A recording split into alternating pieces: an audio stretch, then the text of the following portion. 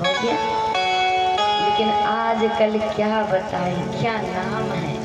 जय हो। आजकल के नाम बताएं। एक बार एक मैया जी थी, उनके पति का नाम क्या रखा था, रखे होंगे।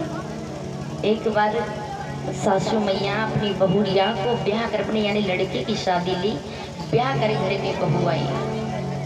अब बहू आई तो घर में अब जो जितनी रस्म रिवाज होती वो पूरी हो गई। एक दिन घर में दूध मक्खन खूब होता है, गैया को पाले हैं, दूध मक्खन घर में बहुत होता है। अब उसी प्रकार घर में रोज उसका मंथन किया जाता है। रोज एक दिन सासू मैया ने कह दिया, अरे बिटिया हम थोड़ा काम में उलझ गए हैं, ऐसा करो थोड़ा सा मंथन कर लेना। कहले ठीक है मम्मी जी, हम मंथन कर लेंगे। बहू बैठ करके उसे मंथन करने लगी। अब मक्खन को निकालना आता नहीं तो कहने लगी चलो मम्मी जी को बुला लाते हैं।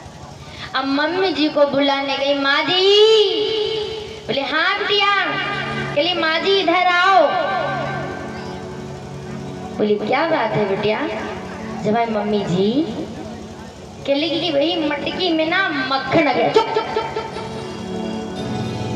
अरे मम्मी जी ऐसे क्यों डांट रही हो। अरे चुप चुप चुप, तुम्हें पता है कि ये नाम किसका है। तुम्हारे ससुर जी का नाम है जी। सोच ले ठीक है मम्मी जी नहीं लेंगे नहीं लेंगे। अच्छा चलो। फिर तीसरा चौथा व्यतीत हुआ, फिर पांचवें दिन वही बहू को मंथन करने के लिए दे दिया, सो वही में मक्खन निकल आया। अब गई मम्मी जी। कहले हाँ जी इधर आओ। जब आई कहले वही आ गए। वही कौन आ गया। अरे वही जो परसों आए थे। क्या परसों आए थे। अरे वही मटके में ससुर जी आ गए। अब नाम ले तो भी आफत है और ना भी ले तो भी आफत है। अब बताओ ससुर जी मटके में बैठे हैं, नाम है मक्खन, तो मक्खन को मंखन नहीं कहेंगे तो क्या कहेंगे। ये भी कोई नाम रखने वाला है। बड़े अजीब अजीब नाम आजकल रखे जाते हैं। अरे पहले की मेरी मैया नाम रखती थी राम कृष्ण देव नारायण जय हो, ऐसे नाम बड़े सुंदर सुंदर। बोली श्री रामचंद्र भगवान की। अब कहते इधर मेरी माताओं की कभी इच्छा पूरी होगी नहीं, कभी मेरे पिता लोग इच्छा पूरी कर नहीं पाए। अगर पड़ोस वाले की देखे कि वो सुंदर साड़ी पहने थे, हमको भी ले दो ना, हमको भी ले दो, हम भी जाएंगे फंक्शन में जाएंगे पार्टी में जाएंगे, ले दो ना, हमको भी एक साड़ी अच्छी ला दो। कहते हे देवी कितनी और साड़ियाँ लोगे, कितनी और गहने लोगे।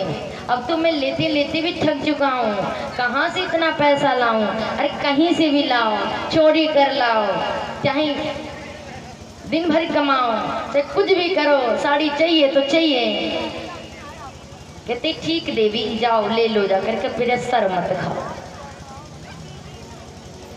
खून पसीने बहा कर दिन भर काम करते हैं, रात्रि को समय आते हैं तो उनकी पत्नियां ताना देना प्रारंभ कर देती हैं।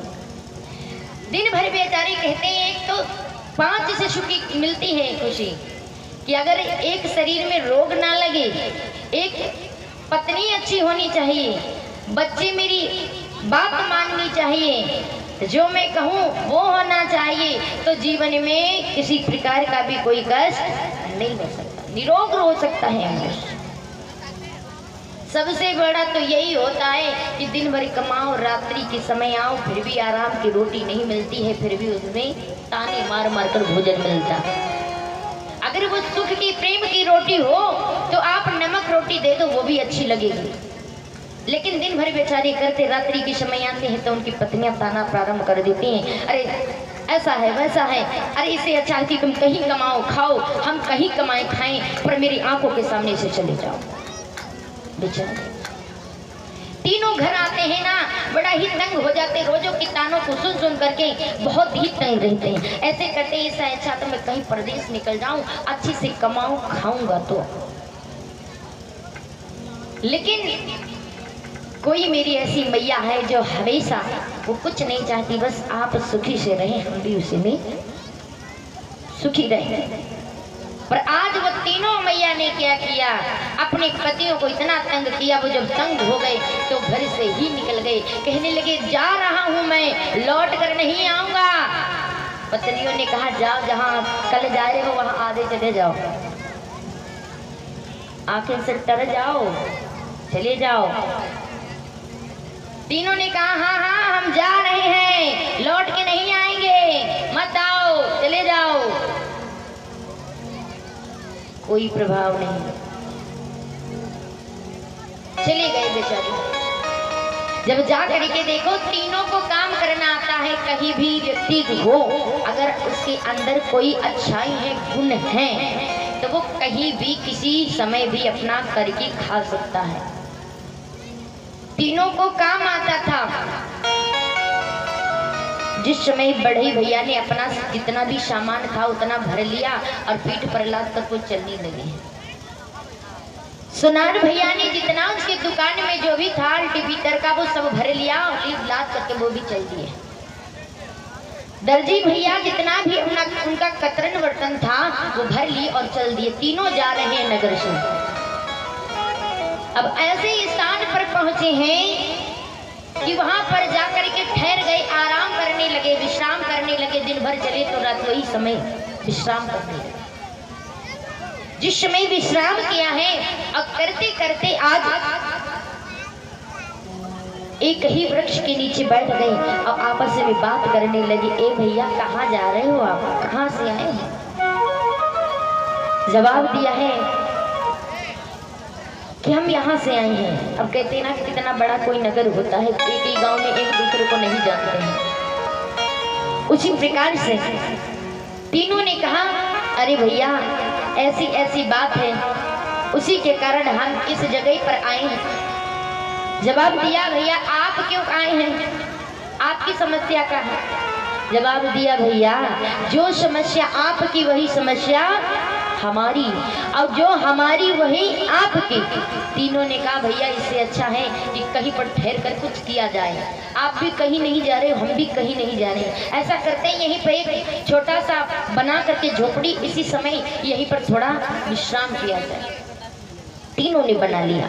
अब तीनों ने बनाया है और उसी जगह पर भगवान की भक्ति भजन करने लगे। अब कहते ना भगवान की भक्ति भजन में तो वो चीज है जो भगवान को प्राप्त की है, कि वहीं पर झोपड़ी डाल करके तीनों रहने लगते हैं।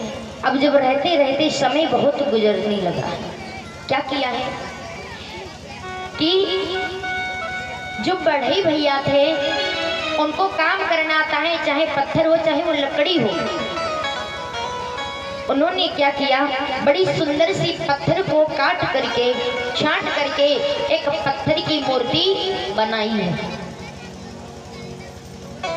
और जब सुंदर सी वही पत्थर की मूर्ति बनाई, अब बना करके तैयार हो गई, जाकर विश्राम करने लगे।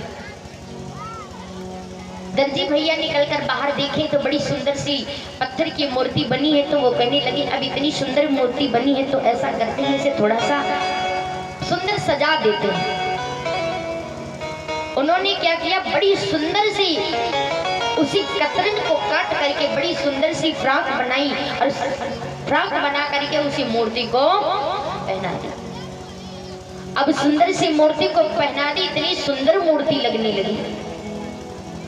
अब वो सोचने लगे, जाकर विश्राम करने लगे। विश्राम करते करते जब भैया सुनार भैया उसी जगह पर पहुंचे तो देखा है कि इतनी सुंदर मूर्ति है, थोड़ा सा हम भी प्रतिमा इसमें बढ़ा देते।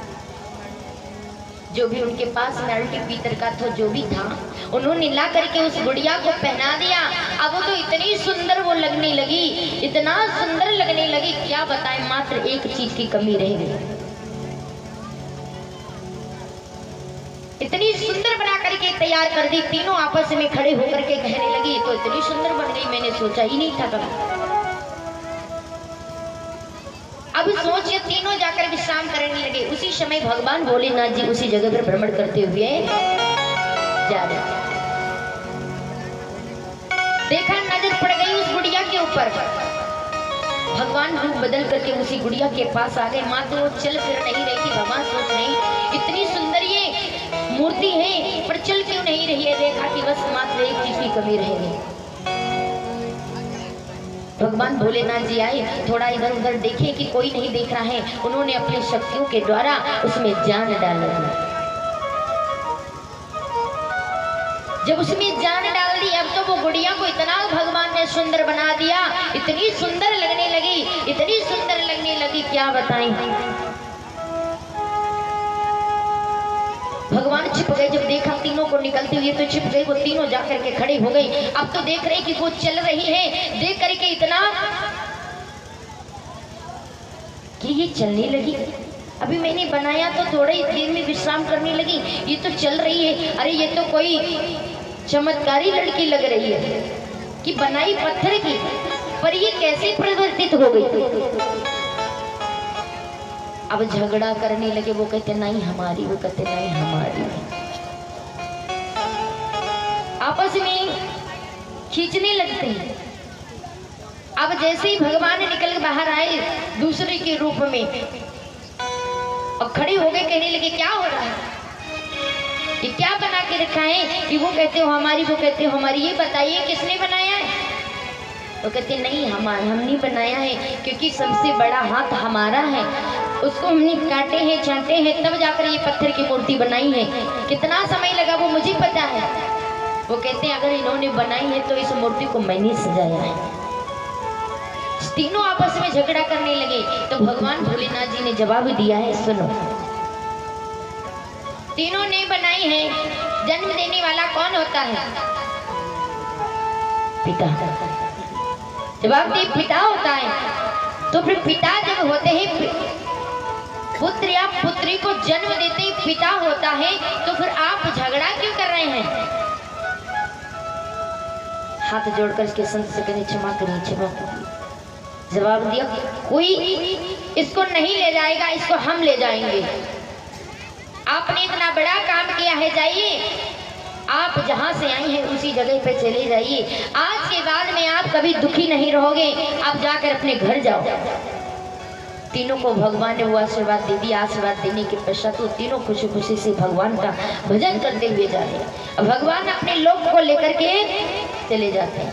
भगवान का नाम कैसे ले गए, कहते ना भगवान का दीवाना बनना तो सरल है, पर भगवान को पाना इतना सरल नहीं है। जो चीज होती है वो चीज दिखाई नहीं पड़ती है। राम का दीवाना बनना सबके बस की बात नहीं। राम नाम का प्याला पीना सबके बस की बात नहीं।